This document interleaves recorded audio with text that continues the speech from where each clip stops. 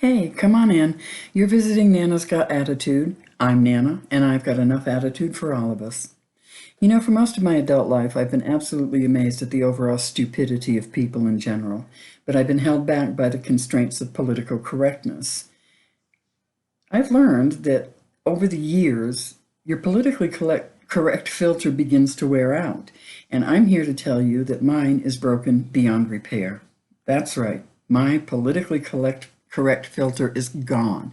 And I'm ecstatic about that because for the first time in my entire life, I am tossing political correctness out the window and I'm going to speak my mind.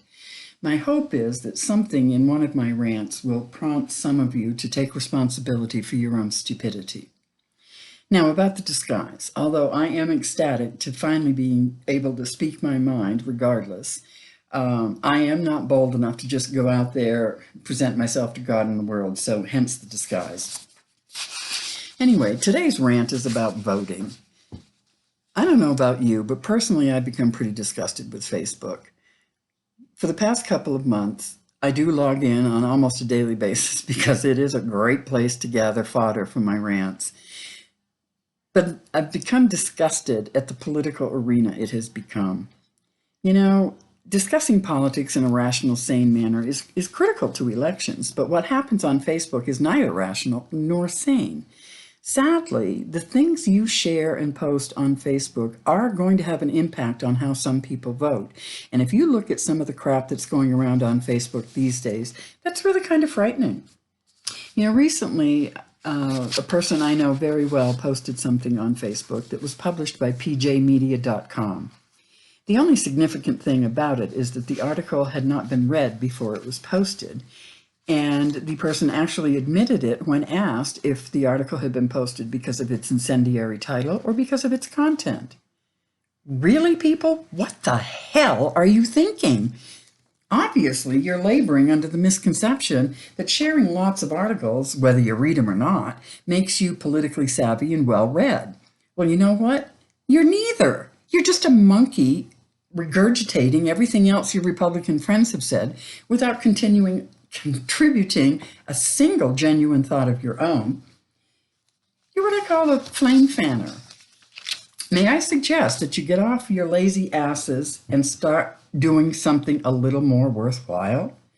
Jesus, people, it amazes me how narrow your tunnel vision blinders are getting. Do some of your own research. Don't just keep regurgitating what your like-minded Republican friends say.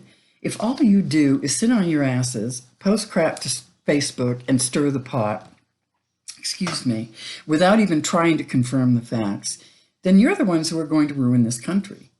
Your political suasion doesn't really matter. If you are sucking up the party slop without asking any questions, you're part of the problem. The 2020 elections are the most critical elections to take place in decades, and it is more important than ever for every person of voting age to get out there and vote. Voting is a privilege, but it's a privilege that comes with a great deal of responsibility. I'm begging you to stop being a flame fanner and start doing some research. Don't just vote the party because that's what you, your parents, and your grandparents have always done.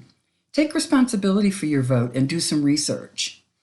There may be good candidates on both sides of the aisle, but if you don't do any research before you vote, you really don't know that. And when I say research, I mean research both parties, because if you think that every candidate in your party is better than any other option in the other party, then you've already lost your grip on reality. Voting doesn't mean just checking the party box. Any idiot can do that, and most of you do.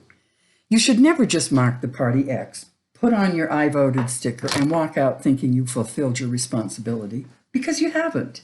If you vote without researching the candidates, you are doing nothing to improve the situation. Please, people, don't just vote the party. Examine the party. Examine both sides of the party. It's up to us to change this, and that's not going to happen until we take responsibility. I'd also like to ask you to start balancing the news. Personally, I am sick and tired of hearing about fake news. What the hell is fake news anyway?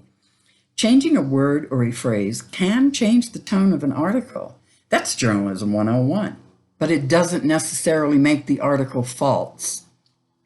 And please don't think for a minute that your real news publishers aren't doing the same thing, because they are. It's journalism. Hey, here's a crazy thought. Why don't you stop watching mainstream television? Yeah, mainstream television. You know, the talk shows every day, all of that stuff. The talk shows may be entertaining, but if that's where you're getting all of your information, you're totally clueless. There are numerous news programs on television, like Washington Week or Firing Line, where they take each of the issues facing the country today and discuss them among professional experts, and it's a great source of news. However, if you don't take off your rose-tinted glasses and take a good, long, hard look around you, you won't know that. Pandemic aside, we did this, and we need to stop it while we can. Oh, by the way, you do know, don't you, that all of your mindless chants about fake news qualifies you as a bona fide conspiracy theorist? That's right. Just for fun, look up conspiracy theorist and ponder it for a moment. That's right. You are just as crazy as that quaint little person down the street who hoards aluminum foil for hats and window coverings. And if you think pjmedia.com is real news, then you have serious issues you need to seek professional help for, if you get my drift. Several of the claims they've made just in the last 2 years have been proven false. So what this really tells me is that the real news that Republicans want to hear is actually any news that tells them what they want. You know, it doesn't need to be true. It doesn't need to have happened. If it's pleasant and it rings their buttons, that's real news. Come on, you guys, get over yourselves. I also have a final opinion on those of you who don't vote. Shame on you. Oh, I know, if you registered to vote, you're probably going to end up with a jury summons. Well, guess what? If you register your car, or you renew your driver's license, or you request a state ID, you're also likely to end up on a jury summons. Suck it up and deal with it. Serving on a jury is part of the democratic process. And another part of the democratic process is being expected to vote.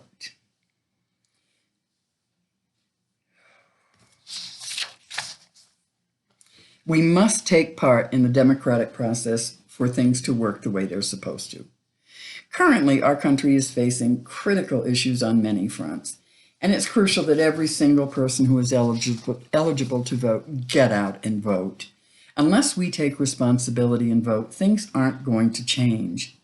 And if you don't vote and you're unhappy with the election outcome, then I only have one thing to say to you. Shut the fuck up. Shut up. You made the decision to be silent when it was critical. So now you need to shut up and deal with it. Maybe between now and the next elections, you'll take your responsibility a little more seriously and do some research on potential candidates. Oh, and while you're researching, please try to focus on the candidates that may actually serve the needs of the entire country. Yes, every single one of us, not just the needs of you and your me attitude. So that's it in a nutshell today for voting. I thank you for visiting and listening. I will be back with more unsolicited rants. And in the meantime, I hope you have a great day. But please, start looking around, start thinking, and start questioning things. Thank you. Bye-bye.